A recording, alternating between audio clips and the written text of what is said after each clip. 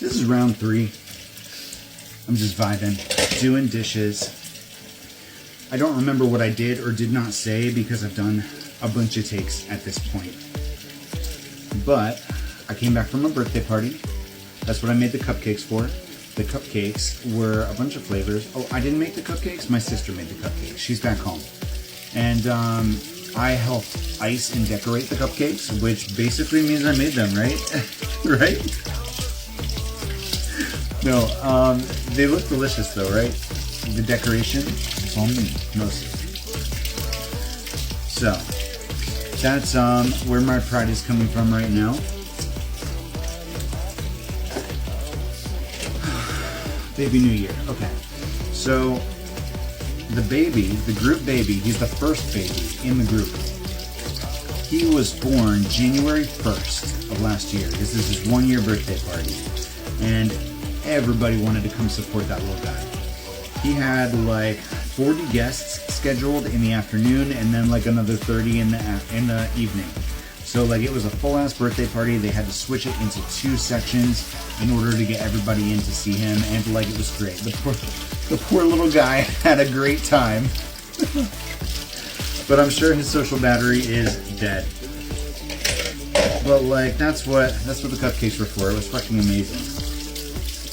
But because it was so many people, it was extended family, not just like the regulars that we typically see. So my family used to go on vacation in Maine, right? We used to go to our family reunions every year, every summer. And I got to see a lot of people that I haven't seen in probably 15 plus years. And it was really interesting to see then versus now, and to have conversations then versus now, because I was a totally different person back then. I don't even remember a lot of what happened back then. But, you know, so much change has happened. We wound up agreeing with a lot of the same concepts, just in life, just random things. And I think I actually drank tonight. I haven't drank anything since Halloween. Which was just champagne, right? But tonight I had 3 16-ounce whiskey. No, it was bourbon. It was like bourbon cider. But honestly, that lubricated me more than I initially thought it would.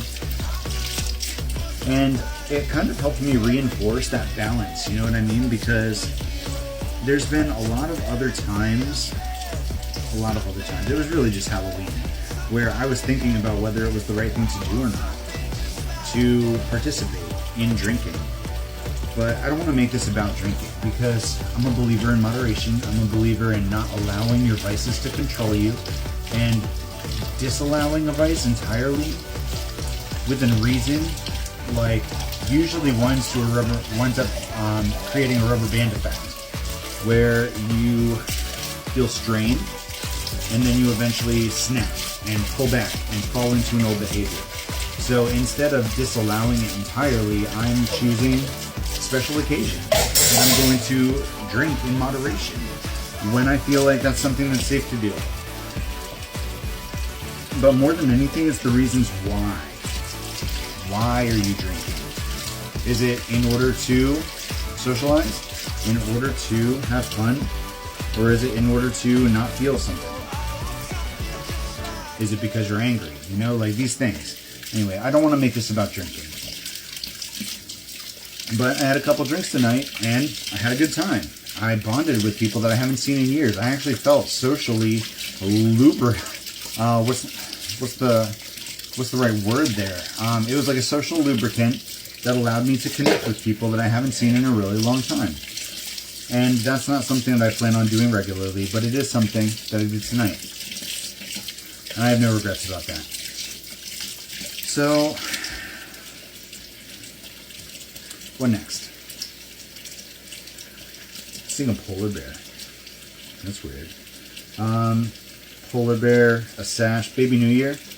Okay, so anyway, this baby was born January 1st. He's the first baby in the friend group. He had like 100 people on his guest list tonight. And my sister and I ended up staying there most of the day to help with hors d'oeuvres and food and stuff like that. So like that was a good time. I really enjoyed it. But I wound up thinking about a lot of different things that, should I talk about that?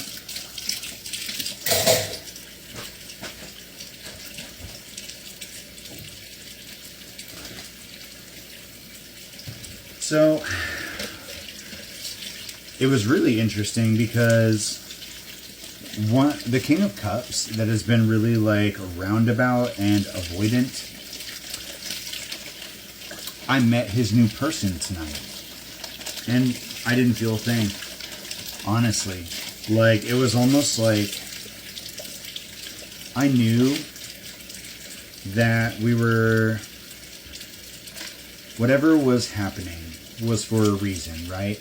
Like, Spirit, even despite telling me that it was a 9 of Wands situation, I knew that there was a reason for it. So I leaned into it. Not leaned into it, but like, I looked for the lesson. That's what I'll say. I looked for the lesson. Whereas, if it's not a 9 of Wands situation, I would allow myself to get emotionally involved in the past. And that's not something I really did this time. This time it was more about observation, motivation, action, and intention. And by seeing somebody act certain ways, you can tell a lot about them. But seeing that after he passed us over the first time, and we were still supposed to watch, we were still supposed to be paying attention after he passed us over, for it to happen again, that's more than anything the confirmation that that's not where we're supposed to be. And I think there was some kind of transformation, some kind of mentality shift that had to happen within that masculine that involved us somehow. He had to go through some kind of mental and emotional situation where he chose to do something else more than once. Maybe we were a temptation put in front of him. I don't know. I don't really know. But for whatever reason, we were not supposed to wind up in that situation, and we knew that almost the entire time. But we were supposed to pay attention. And that's really what makes me curious about the whole thing. Because if I was emotionally involved, that would have bothered me. Didn't bother me even a little bit. I didn't feel anything about it.